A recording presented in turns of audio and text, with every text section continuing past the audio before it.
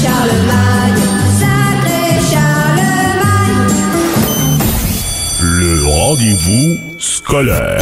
Les lundis, on jase avec les gens du consortium du Centre Jules Léger. On fait pas exception ce matin. On jase avec Catherine Saint-Amand-Guitard, qui est chef d'équipe à la résidence pour élèves avec des troubles d'apprentissage. Catherine, bon lundi. Merci d'être avec nous. Bien, merci de me recevoir ce matin. On jase, il y a plusieurs points. Si on est capable d'y aller puis de toutes les couvrir, là, parce que je les trouve toutes intéressantes, on a 4 minutes, Catherine, ensemble. Alors, parlez-nous du soutien éducatif et du non-présentiel ces temps-ci, là. C'est certain qu'on doit s'adapter. C'est une réalité qui a un impact sur tout le monde, autant nos éducateurs que nos élèves, ça c'est certain.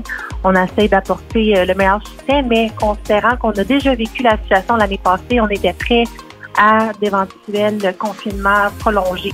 Donc, on a déjà un système mis en place. On utilise la suite Google. Donc, nos éducateurs et les enseignants également utilisent la suite Google pour faire des appels Meet avec les élèves. Donc, on peut continuer facilement le soutien, l'accompagnement, autant à l'aide des devoirs qu'un soutien psychologique plus individuel pour nos élèves, autant qu'en groupe.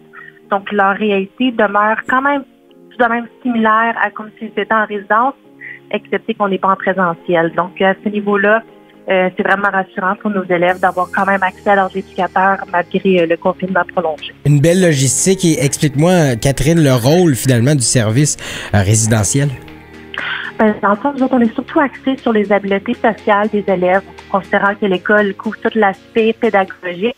Donc, nous autres, on continue un peu les apprentissages en résidence, mais on met beaucoup l'accent sur travailler justement la socialisation, tout ce qui est habileté sociale, donc les conventions à la table, toutes les petites choses du quotidien que, mettons, les parents travailleraient habituellement à la maison avec leurs enfants.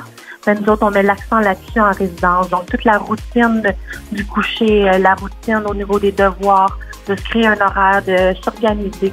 C'est toutes des choses qu'on travaille au quotidien avec nos élèves. On a effleuré le sujet là, il y a une couple de minutes, mais les mesures concrètes là, mises en place face à la réalité qu'on vit tous, c'est lesquelles en ce moment, là?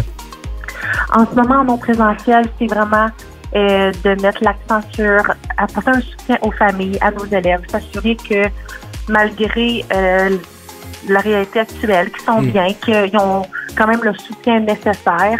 C'est certain que quand on va retourner en résidence, on va s'assurer que toutes les mesures de santé publique vont être respectées.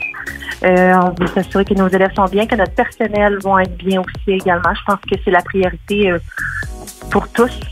Mais pour le moment, on met vraiment l'accent sur apporter le meilleur soutien possible, puis s'assurer que, justement, ils ne vont pas manquer de quoi que ce soit durant ce confinement-là pour que le retour en classe et le retour en résidence se fasse le plus harmonieusement possible. Et mettons l'horaire, là, la programmation d'une journée en résidence, ça ressemble à quoi, Catherine? Donc, nos élèves, habituellement, ils reviennent autour de 3h30 de l'école. On les accueille et c'est un moment de collation pour discuter de la journée, prendre un peu le pouls de la soirée, c'est quoi les activités à venir. Habituellement, on a soit des ateliers ou des activités en soirée. Donc, c'est le moment pour l'éducateur de présenter un petit peu le tout, faire un wrap-up à son groupe avant de débuter la soirée. Par la suite, on a une période d'électronique parce qu'on contrôle un peu ce temps-là d'électronique pour éviter qu'ils passent complètement la soirée sur leurs électros. Ça serait plus facile s'ils passent déjà la journée sur leur Chromebook. Donc, après ça, ils ont une période de devoirs à chaque jour de 4h30 à 5h. C'est la période attitrée pour les devoirs. Donc, les enseignants mettent des devoirs à faire en ligne. Les éducateurs peuvent accompagner les élèves ou les plus autonomes peuvent le faire par eux-mêmes dans leur chambre. Donc, on a différents niveaux d'autonomie à ce niveau-là. Par la suite, c'est le souper en groupe, les éducateurs avec les élèves. Donc, c'est un moment vraiment pour travailler autant les habiletés à la table que juste prendre le temps de discuter, socialiser. Donc, c'est un moment qui est souvent très, très apprécié des élèves et des éducateurs aussi parce que c'est un moment très ressembleur et plus calme dans la soirée. Par la suite, souvent, ça l'enchaîne soit les activités 2 fois semaine ou les ateliers 2 fois semaine.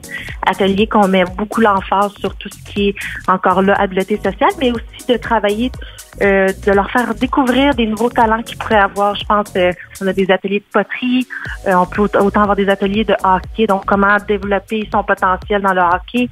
On a des ateliers aussi de vitrail, on a des ateliers vraiment très variés qui peuvent aller du pickleball jusqu'au jusqu'à faire de la peinture à numéro. Donc, Vraiment, là, on va dans un éventail de possibilités, puis on se base sur les goûts des élèves pour monter la programmation. Donc vraiment, à chaque fois, c'est une belle découverte pour nos élèves de découvrir tout ce qui s'offre à eux, dans le fond, dans la vie. Donc, en soirée, Catherine, là, ce que j'ai compris, c'est que ça n'a rien à voir avec l'école, les activités. Non. On a vraiment beaucoup sur le vécu éducatif partagé, qui est vraiment de travailler avec l'élève dans ses tâches du quotidien, puis tout ça dans le plus ludique possible pour que l'apprentissage se fasse différemment qu'à l'école. Catherine, c'est tout le temps qu'on a, ma chère, mais j'aime tout le temps ça, jaser avec vous autres. Vous êtes les derniers arrivés, le consortium Centre Jules Léger, dans ce segment-là.